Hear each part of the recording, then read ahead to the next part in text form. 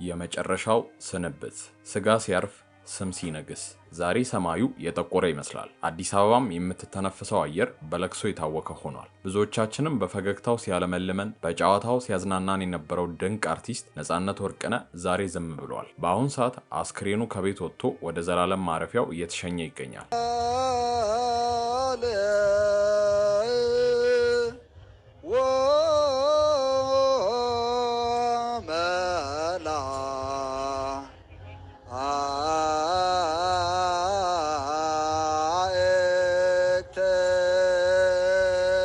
በአሁን ሰዓት ታዋቂ አርቲስቶች፣ የሥራ ባልደረቦቹ፣ ቤተሰቦቹና ስፍር ቁጥር የሌላቸው አድናቂዎቹ በአንድነት በመሆን የመጨረሻ ሽኝት እያደረጉለት ይገኛሉ። የእንባ ማዕበል አካባቢውን ሞልቶታል። የኢትዮጵያ ጥበብ አንድ ትልቅ ምሰሶን አጥታለች።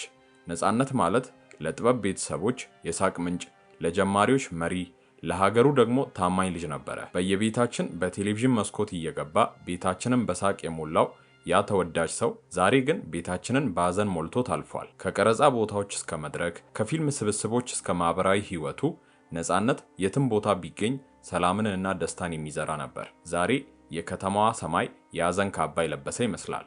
አውራ ጎዳናዎቹ በዝምታ ተውጠዋል። ያ ሁሉ የሰው መዓት ወደ አንድ አቅጣጫ ይተማል። ሁሉም የመጣው ለአንድ ሰው ነው።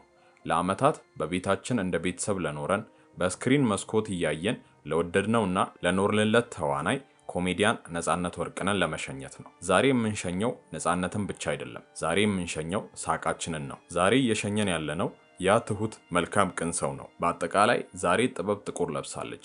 ሐዘኑ በርትቷል። ዛሬ እየሸኘን ያለነው ልክ እንደ ስሙ ነጻ ወርቅን ነው። የሙያ አጋሮቹን እንዲህ አንገታቸውን የሰበረው አንዳች ሌላ ነገር አይደለም። ዛሬ ለዓመታት አብሯቸው የኖረውን ሰው ሲሰናበቱ ነውና ሐዘኑ ቀላል አልሆነላቸው። ዛሬ መላው ኢትዮጵያዊ እንዲህ የተሰበሰበው በደጉ ጊዜያት ያሳቀው ዛሬ ደግሞ በእንባ ለመሸኘት ነው። ነጻነት ወርቅነህን ያጣችው ባለቤቱ ብቻ አይደለችም፣ ወይም ልጆቹ አሊያም የሙያ አጋሮቹ ብቻ አይደሉም። ነፂን ያጣው ምን ያህል ሰው እንደሆነ ሊሸኘው የተሰበሰበው ህዝብ ቁጥር አፍ አውጥቶ ይናገራል። የሺዎች ትዝታ በአንድ ሳጥን ውስጥ።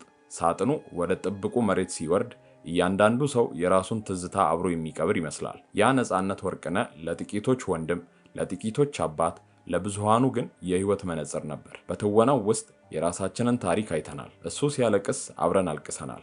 እሱ ሲያሸንፍ አብረን ተደስተናል። ዛሬ ግን የገጸ ባህሪያቱ ሁሉ ባለቤት እውነተኛው ሰው ወደ አፈር ሊመለስ የግድ ሆኗል። አንዳንዴ ይሄ ሁሉ ሰው የተሰበሰበው ነፂን ስለሚወደው እንደሆነ ቢያየው ያስብላል። ሁሉም ልቡ ተሰብሯል።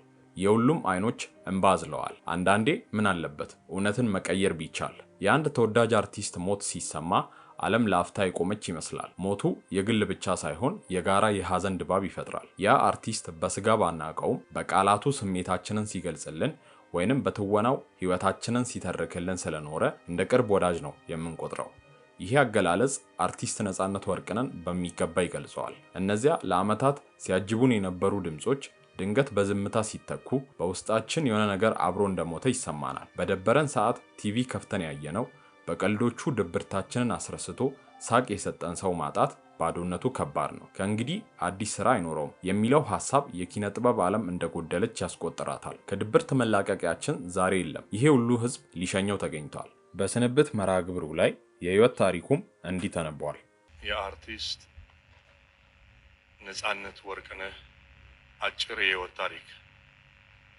ሁለገብ የኪነ ጥበብ ባለሙያ አርቲስት ነጻነት ወርቅነህ እምሩ የካቲት 10 1974 ዓመተ ምህረት ከአባቱ ከአቶ ወርቅነህ እምሩና ከእናቱ ከወይዘሮ ምናለ ሸዋ ይፍሩ በአዲስ አበባ ከተማ በፖሊስ ሆስፒታል ተወለደ።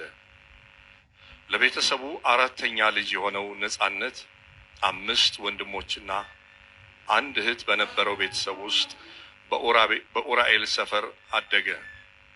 የአንደኛ ደረጃ ትምህርቱን በአስፋው ወሰን፣ የሁለተኛ ደረጃ ትምህርቱን ደግሞ በምስራቅ አጠቃላይ አጠናቋል። አርቲስት ነጻነት ወርቅነህ የ16 ዓመት ልጅ ሳለ ለጥበብ ፍቅር ያሳየ ነበር። በ1992 ዓመተ ምህረት ከሩሲያ ባህል ማዕከል ጋር ተዋወቀ። በፑሽኪን ቆይታውም በግጥሞች በወጎች መሃል የሚተላለፉ የተመልካችን ቀልብ የሚይዙ በርካታ ድራማዎችን ሰርቷል። ነጻነት በአንድ በኩል ፍሬሽማንን በፑሽኪን ያሳየ የመጨረሻ ኃጢያት የሚል በቀበሌ አዳራሽ ውስጥ የተሰራ ቲያትርን በማሳየት አቅሙን ለህዝብ በይፋ አስመስክሯል። የነጻነት ኪነጥበባዊ አበርክቶች በቲያትር በፊልምና በሬዲዮ ድራማ የሚገለጹ ነበሩ። አርቲስት ነጻነት ወርቅነህ በይቅርታ ምሽት በማዘጋጃ ቲያትር ቤት ለመጀመሪያ ጊዜ በቲያትር ቤት ደረጃ የሰራው ሲሆን በመቀጠልም በብሔራዊ ቲያትር ካብ ለካብ የሚባል ቲያትር ላይ የትወና ብቃቱን አሳይቷል። የዳዊት እንዚራ፣ ፍሬሽማን፣ የጓሮ ጌታ፣ የብሩክታዊት ስጦታ የተባሉ ቲያትሮች የሰራ ሲሆን ፍሬሽማን የራሱ ድርሰትና በህዝብ ዘንድ ከፍተኛ ተቀባይነት ያገኘበት ስራው ነበር። በኢትዮጵያ ቴሌቪዥንም ሲተላለፍ በነበረው ስንቅ ፕሮግራም ላይ በአዘጋጅነት እና በዳይሬክተርነት እንዲሁም በተዋናይነት ሰርቷል።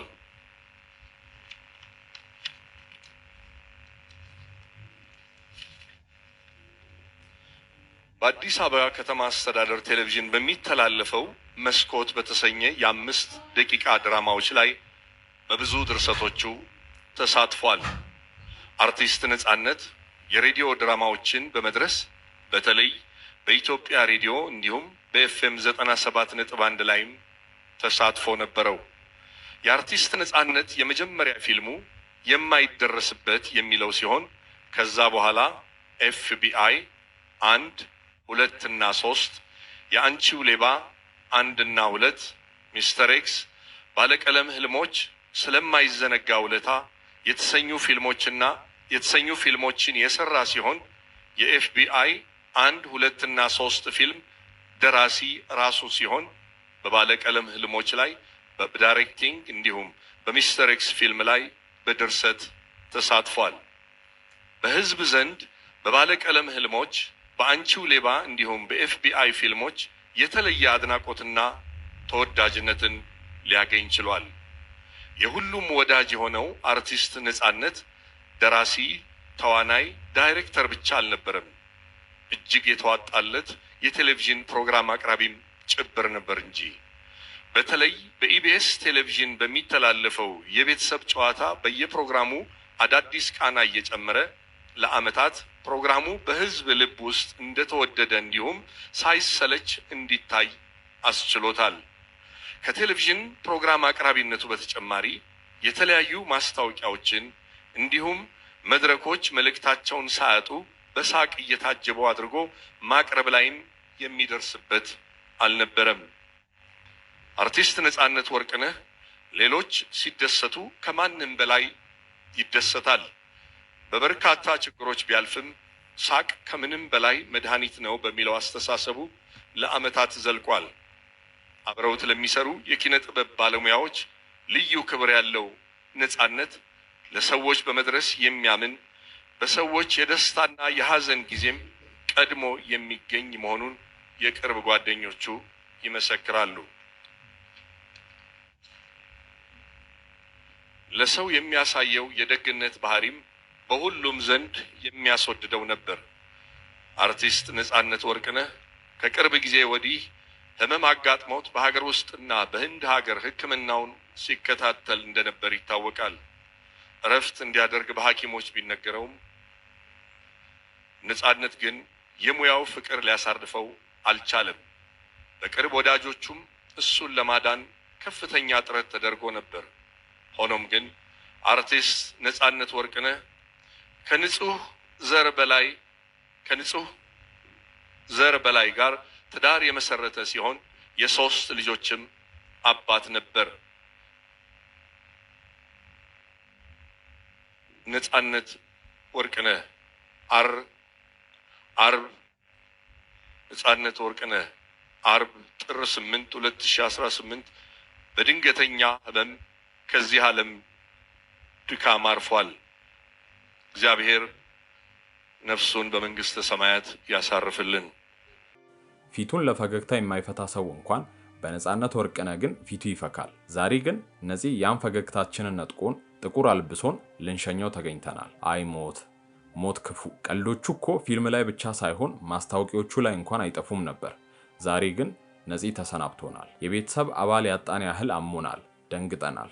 ነጻነት ወርቅነህ ላፍታም ቢሆን ተነስተ ህዝቡ ምን ያህል እንደሚወድ ባየህ። ነገር ግን ልንሰናበት የተፈጥሮ ህግ ሆነብን። የቲቪን ሾው ሌላ ሌቭል ላይ የሰቀልክ የኮሜዲ ፊልም ሰማይ ያደረስክ ውድ የጥበብ ሰው ነፍስህ በሰላም ትረፍ። ኢትዮጵያ አንድ ታላቅ ልጇን ሸኝታለች። ነፍስህን በአጸደ ገነት ያኑረው። አርቲስት ነጻነት ወርቅነህ። የቀብር ስነ ስርዓቱን ከጥቂት ደቂቃዎች በኋላ ይዘንላችሁ እንመለሳለን።